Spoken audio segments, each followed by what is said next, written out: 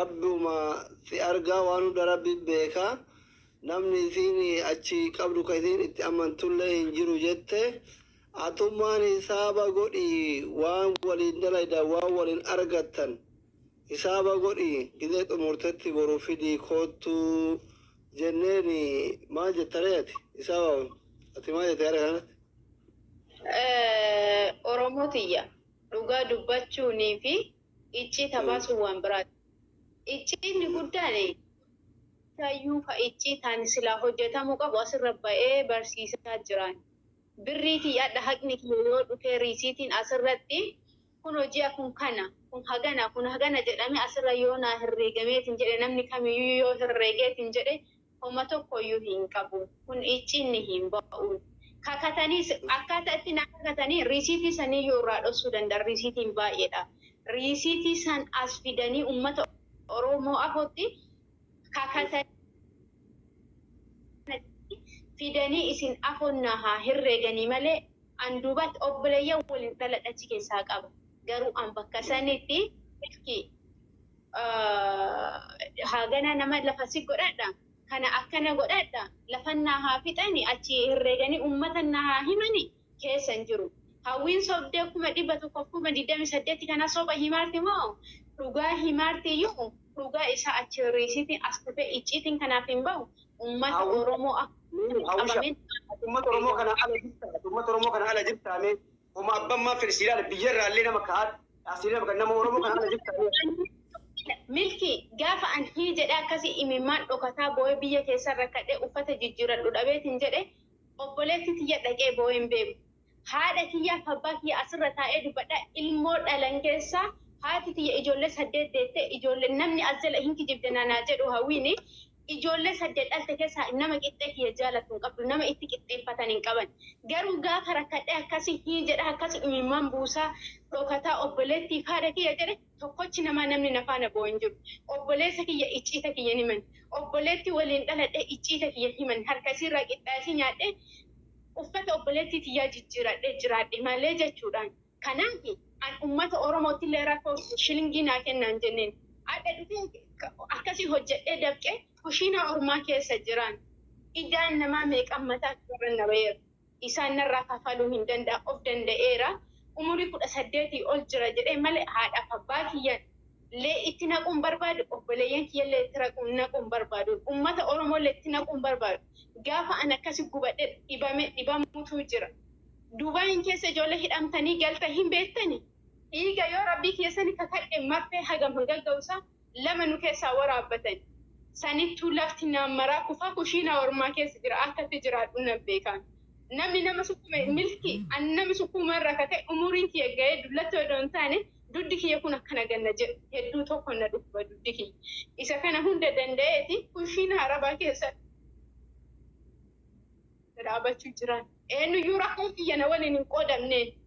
Idaan irra jiru eenyuyyuu narraa kafaluu hin dandeenye. Obboleetti kiyyas itti hin naqu. Obboleessi kiyyas itti hin naqu.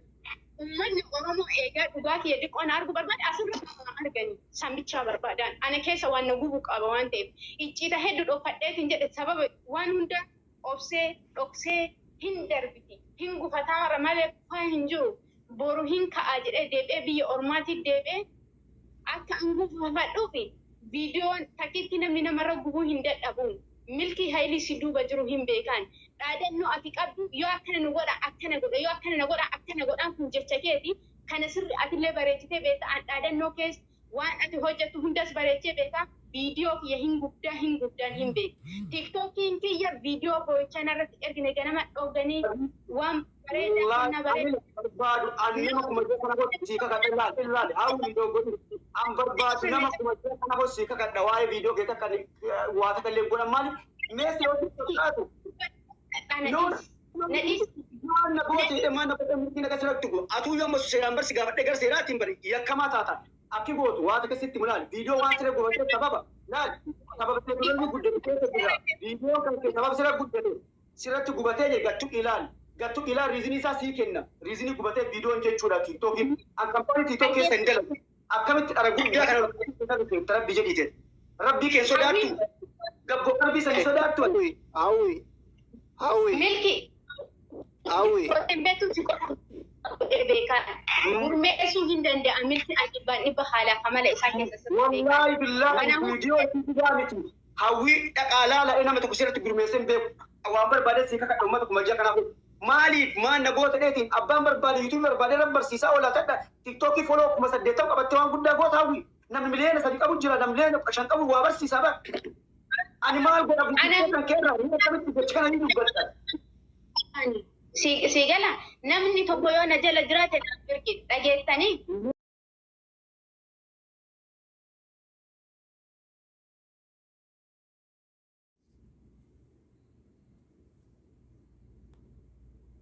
Itti qabee himataara moo sobaan jechuudha.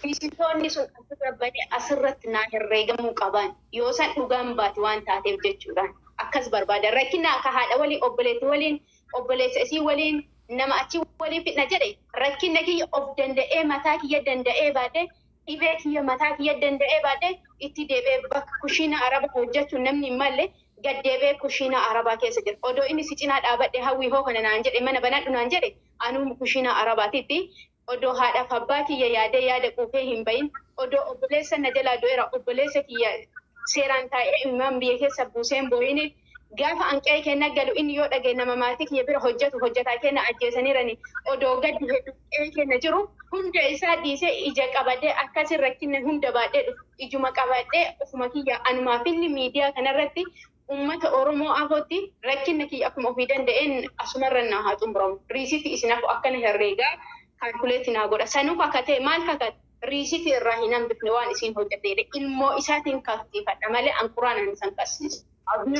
Kun akkasi furmaata ta'u hawwiitti. Ila. Oyaa isin jidduu jirraa ummata isin jidduu jiru gaafanna. Riisitiin kun keessaa baduu danda'a keessaa hafuu danda'a. Nama kaadhu kaampaanii piriintii godha. Piriintii godha yeroo takkatti si baasa haga dalagamee kun ka deebi'e ordarii deebi'ellee ordarii tan ta'ellee kan riitan ta'ellee kan riitan ta'ee galmaasistan keessatti si haalaalanii siin jedha fi kan salphaa si kenne bara nuyyuu bara. Mee maal barbaadu? Abdii ati ijoollee maachaa lubbeenatti dhaalxamoo jaarsa jennee osii galchine. Asli waa goonu gara obboleettiin teenya wanni tokko waan isiin barbaaddu akka isiiti. Dubbiin jaarsa ta'eera. Jaarsi waan godhu isatu beekaa dubbii kennatti ati wanni sirraa eeggamu haa itti ta'e osoo jalaa nafiin sii galuudha. Malee qabdeena walirratti gubuulleen hin ta'u.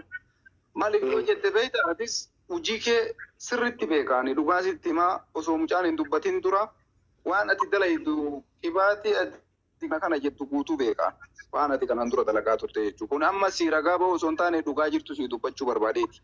Ati wanni soqaa jirtu haqateeti dubbiin jaarsa geette sa'aatii meeqa sirra jiran amma sa'a kanatti amma hanganama hojii deema garuu sababa kanaaf ta'aa jira. Wanni kun waan qunna garii qabu waan ta'eef jechuudha. Ati haqatee waan barbaadu. Isaa guddaa asirra ta'aa jira. Kanaaf jecha haqatee qofa barbaadadhu malee dirqama uummata kana dura jette dalagaa ofii tokko namni ministeera hojii ofii tokko namatti himuun nooriidha dhoorgaadha kun obboleettiti. Si galtee isii tana dhimma tiktookii kee garaa si nyaatu baasaaboraa fi imeelii isaa qofa wajjin natti as ergi. Tiktookii kee borga nama deeffattee bana. Dhumma deebi'a kan harmataan sin dhukkubiin tiktookii gonkuman gubatu. Hin deebi'a bakka fedhe yoo dhaqe. Garuu ati wanni beekuu qabdu imeelii keetii fi baasaabora sirrii. Koominitiin sababa si gaafataa itti barreessitaa maaliif siin jedhanii hin deeffatta borga nama kanaafillee garaan sin dhukkubin. Wanni guddaan ati irratti xiyyeeffachuu qabdu mucaa waraqaa fi asirra onlaayin irratti kan laakka'e kana laakka'e osoo hin taane haqatee osoo si jalaa namni sin ifaa jeete akkuma tireef garaan dhukkubsattee osoo kana godhu kana godhee jette sukkuummaati nama sukkuumaa baate si caalaa beeka. Inti hoo kelaalaa guddaasitti si galte gatii kanaaf jecha haqatee rabbi si haa galchuu mucaan kunis ijoolleedha yoo tasa ijoollummaan isaan deemtee dunyaan sun akkuma jette dujaa tana yoo argu namni hin dogoggora beektaa dunyaa yoo arge namni hin dogoggora. Dunyaan tuni baddu gatii kanaaf jecha inni warra laaluu hin qabu. Mucaan fuuldura isaa laaluu qaba gatii kanaaf jecha haqatee si haa galchuu dubbiin dheeressini haqatee qofa barbaadadhu rabbiin saantifiin takka akka si dhiyaatu barbaadu akka nama tokkootti akkaataa itti faajjee akkaataa itti wanti tokko waan ta'eef innis kana rabbiin isaa haa laaffisu addunyaan tuni beektaa si yeroo maal jedha beektaa Dunyaan tuni azaaballee jannatallee isin nama galchedha. Sababiin kana jedhaniif maali? Yoo dunyaa tana qabaatte sadaqatte. Hajji yoo deemte waan gaarii yoo ittiin goote jannata ittiin dhayite.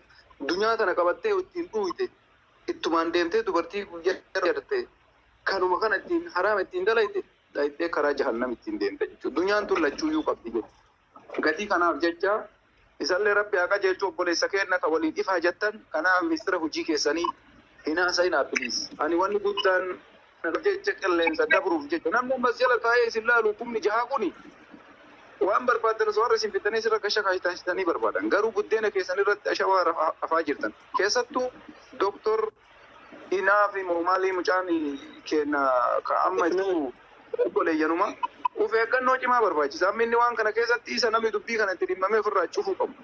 Buddeena isaa fuuldura laaluu qaba inni kun nagarii godhee birrii irra dalaydanii waan irraa argame yoo lafa hin jiraanne guyyaa akkanaatitti sii kenna bakka dhumate birrii keessabee qollofee itti dhiisu waan kana.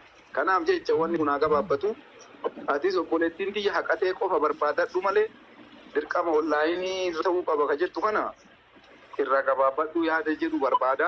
Ahmad takkatti Amicha kiyya takkatti wanni asirra sii dabalu wanni namni namarraa barbaadu jechuun jaarsonni si'iif jecha yookaan ammootu milkiidhaaf mucattii tanaaf jecha as gubbaa taa'aa jiran sa'aatii kana dheeraa namni wanni as gubbaa taa'ee asirra qaqabuu fi dhugaa teessan lamaan argee haqa tamteellee argee haqa mucaa kanaallee argee jidduu lamaanitti isin lamaan isin araarsaniitiin haqatee sii deebisanii kallattii sanaan isin lamaan araaramtanii gargar galuudhaaf namni as gubbaa taa'a malee namni isatti toltee yookaan ammoo miidiyaan isatti tolee gubbaa kana taa'aa oolu hin jiru. Wanni guddaan barbaachisu amma maali? Haqi fiyya hagana jettee himatte atin lakki haqi isii ammootu haganaa miti jedhee yoo ka mormu taate sun ammootu jaarrolee bira jira. Maarra ragaan haqatiyyaa akkana risiitiin naafaa dhiyaatu risiitiin naafaa dhufu jettee miti atin tuni manguddoo bira jirti. Lakki as gubbatti ilaalla. Risiitiin kan as gubbatti haa dhiyaatu. Lakki ammootu risiitii lafarratti ilaallee isin lamaan wal bira finneetiin ilaallee kaaneetiin risiitii kanaan qabeenyi ati gurbaa kanarraa qabdu hagana jechaa yoo walii galtanii amantan wanni gurbaa kanatti dhiyeessanii waan jiru guddaalee natti hin fakkaatu. Yoo lakki haqi tiyya haganaa miti risiitiin dhiyaatillee irraa muramee haqi tiyya dhofamteetiin caafii fidee dhufe jecha ati ka himatetti fuftu taate fidanii as gubbatti wal kassiisu iyyuu haa taatu. Namni dubbiin kun dubbii siiree si beeka nama meeqatu ilaalaa jira gubbaa kanarratti asliillee waan kana waa malee ofitti hin fudhanne dubbii tana waa malee illee ofitti hin fudhanne. Kanaaf ammuma haa dhiyaatu ammuma walaa kassisnu jechaalleen hin taatu maaliif dubbii takka gaafa manguddoon gayatan manguddoolleen akkanuma lafaa ka'anii waan tokko balleessanii biraa deemullee dhoorkaana beekama. Dubbiin garii dubbii dhiisanii biraa galantu jira garii namoota ta biraa nama hin galchinetu jira beeka. Dubbiin akkana ammoo dubbii biraa dhiisaniillee galaniillee miti. Mucattiin tunillee waa malee imimmaan hin buustu. Mucaan kunillee waa malee as gubbaa taa'ee akkanatti hin qaqamu. Wanni dhoksaadhaan haasayamaa jiru tokkollee hin jiru. Paablikiin uummata irratti haasayamaa jira. Gurbaa kanallee gaafataatuma jiran. Lakki wanni isii hagana. Atillee si gaafataa jira. Lakki wanni kiyya hagana. Ammoo ammuma naa haa kakatu. Ammuma ilmaan naa haa kakatu. Jechaa irraa maali risiitiin mucattii tanaa kunoo kana jedhee haa dhiyeessu. Lakki as gubbattii miti. Aslii naa dhiyaadhu. Aaman naa dhiyaadhu akkasuma muniir naa dhiyaadhu kunoo koottaa keessaan. Garee guruppii takka ijaaraati. Risiitii achirratti haa fidu. Achirra walii amantanii wanni as gubba dhiyeessaniif hin jiru. Achumaan laalanii achumaan hanqitantee sii galtee haqatantee fudhattee galtu. Maaliifi wanni kun as gubba dubbatamaa jira. Lakkii haqi tiyya haganaa miti. Haqatiyya miliqee haqatiyya dhokfame. Ummata duratti as deebistan ammallee ummata kana dura bahee latti haqisii ta'isiin jettu soba jedhee haasii kakatu. Akkaataa sanii yoo gabaabsan malee akkaataa sanii furmaatatti yoo deeman malee waluma qaqaa ooluu ta'aa jira furmaanni argamaa hin jiru. Ani furmaata jedhee ka tilmaamu osoo oolaniin bulini waan kana daddafaa ofi fudhaa keessaan daddafaa jara kana waliif fida. Atillee obboleessoo milki risiitii siin jedhan dafii qopheessi. Fidi as kunooti risiitiin jedhiin hanqisii kana jedh abboo hanqisii nama balleessiti wallaahi nama kasaarsiti malee nama milkeessu. Namni milkaa'uu hin danda'u. Kan akkasii yoo gabaabsan bareeda maamaa asli as gubbaa oolle akka malee. Galatoomii sheeka dubbumaan anjeesan maayirra fixee hawwiina dhaggeeffatu amma dubbiin tumura. Okay, Omar rakkoon qabaaya. Milkii ana takka milkii lama nu sadeen nama lama sheekootii dabalannee immoo walitti hiinee kakuus ta'uus achi yoo xumurree kana fudhadhu anas hin jee nama shaniidhaan sheekootii lamaa fi haatiif isaa siif haa kakatu asirrattis kakate achirrattis kakate nam shaniidha nam shaniirratti si kakate ilmoottis haa ta'u waan fedhettis haa ta'u yoo kadidu ta'e kuno doktora siltiin as deebis kuno asii kuno akkana lakkannataniiti hawaasnis mana keetitti didee jira jeetiin deebisa jechuudha yoo si kakatee maallaqa kee si kanne asirratti barbaachisaa miti si kakachuu barbaadaa miti nambara kee mul'isu iccitiidha nambarri kee nam shani ana ati sheekootii lama findaa sifin kakachiisa namni kuma shallaale namni shan wanta jee garaagarummaa hin qabu ani kanaan jaa kanani fudhattaa yoo fudhatte dubbiin asirratti haa xumuramu ni didaa ilmoo qabatee haa ta'u akka fedhetti si haa kakatu sarakkoon qabu maaliif icciti asirra baastan dhugaa namni ta'anii miti atiis achi bakkuma jirtu sani anis bakkuma jiru mana tokko ma addunyaan guddattee jirti namu biyya adda addaarraa ulaalaa jira no nan jeena maal barbaachisaadha yoo dide kakachuu yoo dide ilmootti uummata dhufnee himna siif kakata nama shanessan hanqana narraa qabdi kuuloo rabbiin harkaa jee kakadhuuf maa sodaatti hanqana yoo maallaqni sirra hin jiraanne maal sodaatti sodaatiin munir waan abosiinillee dubbatta rakkina qabu sokkee kakadhaa garuu birri qofaa miti meedhaa maqaa balleessu maqas na bade uummata Oromoo dhageeffadha lammaffaa tiitoo keessan narra gubetti lammaffaa lama sadaffaa qabiraa qaba haa qabiraa dhabeetti sadiin kana naa baaftan malee hangara feetanii rakkina qabu kakuun kakadhe sokkee rakkina hin jiru garuu dhugaa dhabuun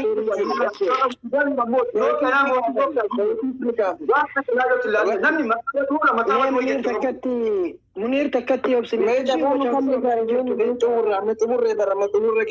xumurra keenye bar isaafi ati rabbii si harka ati waa dalaytu baru lubbuu namaa dalayta lubbuu namaa wal qabata Dubayyaa maal jettaati? ta'ee jiraaf yaadni kiyya kun ta'ee jiraaf dhufee isii kakuma barbaadde amma tokkoon haa ta'u waliin galan. Qoy Munir Dubayyaa maal jettaati? Maal isinitti fakkaatama fakkeenya ordariiwwan isaan akkaataa itti baasan kana akkaataa inni dalagu keessatti kaampaaniin ordarii yeroo baasamu waraqaa risiitii qaba. Yoo risiitii silkii irratti siif ergama. Silkii irratti ergamu bicha osoo hin taane siisteemiin isaan biratti ni jira. Siif galee tarii waraqaan kun yoo wajjin dhufu irraa baduus danda'a keessattis argamuu danda'a. Siisteema keessaa risiitii achi baasisee akkasumas dammoo risiitii mana keessaa hundasaa walitti qabee wal biratti ilaalee intala kanaa herreegee fi haqa ishee haa kennuuf. Yoo lakkee haqni intala kanaa na bira hin jiru jedhe dammoo akka shari'aan islaamaa ajajutti yaa kakkatuu fi ani dubbii kana xumureera.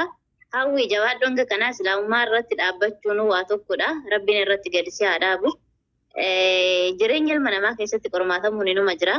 Garuu dammoo haqarra dhaabbanne hawwisi haa ta'u warra kumantis haa ta'u milkis haa ta'u haqarra dhaabbattanii osoo dubbattanii gaarummaa qaba. Mikinaatu anam hin beeku jireenya mana isaanii keessaa Allahu aalam. Yoo mucaan kun yoo milkiin haqa hawwii ofitti dabarse Rabbiin guyyaa qiyaamaa irraa gaafata.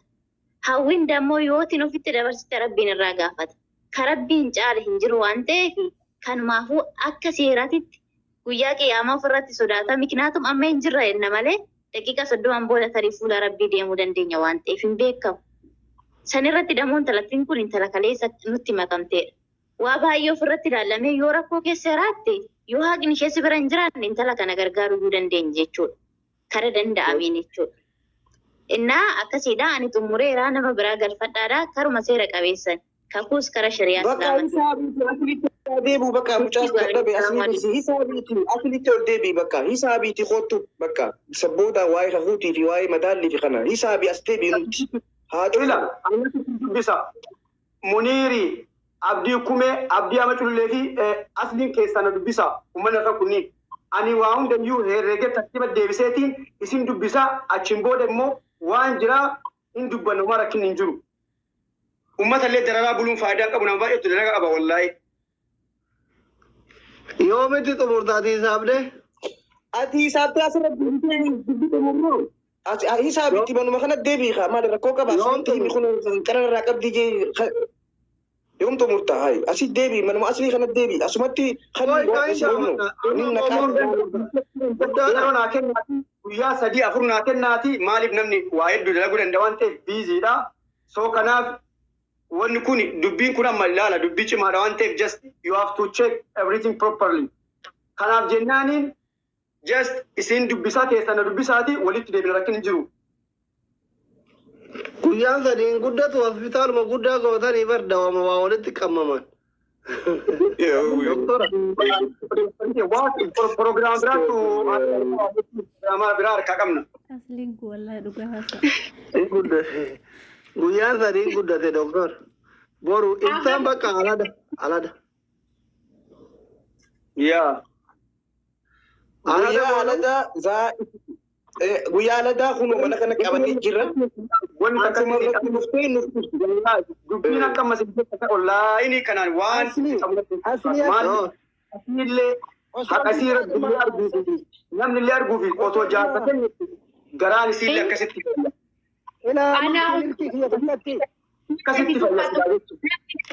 milki qaalaaf kaddama mana madaanu anaaf jaarsa caale dhugaan jiru amma dhugaa wayii jiraate oduu haqa xiyya baasuu barbaadde Oromoosnis oduu haqa xiyya baasuu barbaadanii risiitiin gaafa dhufee asirra herreegamee ittiin jedhe kanaaf icciinni hin ba'u habitataa irraa fayyadamaa kun warra kushiina mana madaam hojjetaaru warra asirra taa'ee nu laaleeru malee nama biraa baddaaf lagaa finnee ayyootuun gaafinnee Ameerikaa Awurooppaa finnee faranjii fayyadamsiifneeti miti nurraa bitellee isaanii.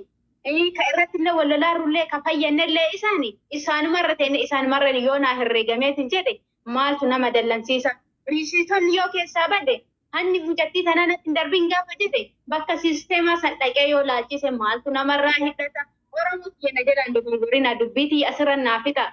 Hin fixu yoo jettani anas marra taa'ee waan hojjettus hojjedha yoo tiktookiin tiyyees gubatte tabiraa banataa asumarra taa'eetuma booyaa abaarataa jiraadhaan. Qara eebbiseetuma dhiise.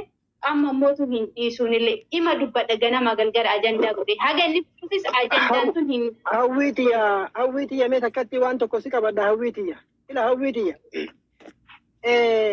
dhugaa namni waa jalaa badan namni waa jalaa badan mee takkatti raawwii milkii obsimeen deemta milkii obsimee namni waa jalaa badani dhugaadhaa obsan qabu obsa dhaba ammoo akkuma amma yoo seeraan baatitti illee taate yoo seera gama seeraatiin illee taate sirnaan baatiin illee taate akka amma jedhame kana oluma ka'ameetuma murtii yeroo gabaabaa qofa keessan namatti hin kennan mee akka inni jedhee